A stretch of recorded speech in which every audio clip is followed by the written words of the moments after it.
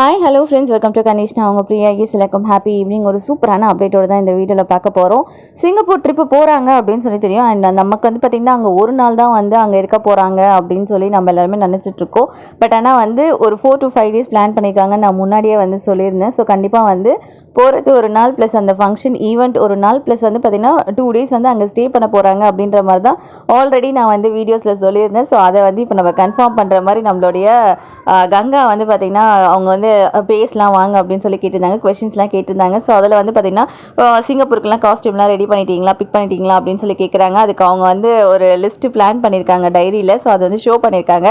அதில் பார்த்திங்கன்னா August 28 31 வரைக்கும் அவங்க அங்கே தான் இருக்க போகிறாங்க அப்படின்றது கன்ஃபார்ம் ஆகிப்போச்சு. பிகாஸ் 29th ஃபங்க்ஷனை 28th இங்கேருந்து ஃப்ளைட் இருக்கும். ஸோ 28th இங்கேருந்து கிளம்பிட்டு 29th ஃபங்க்ஷன் அட்டன் பண்ணிவிட்டு 31st அவங்க வெளியில் போகிறது அங்கே பிளான் பண்ணுறது. 31st அன்றைக்கி அகெயின் அங்கேருந்து ரிட்டர்ன் வருவாங்க. 31st நைட்டு அந்த மாதிரி தான் கிளம்புவாங்க. ஸோ எப்படி பார்த்தாலும் இது ஒரு 4 days பிளானு.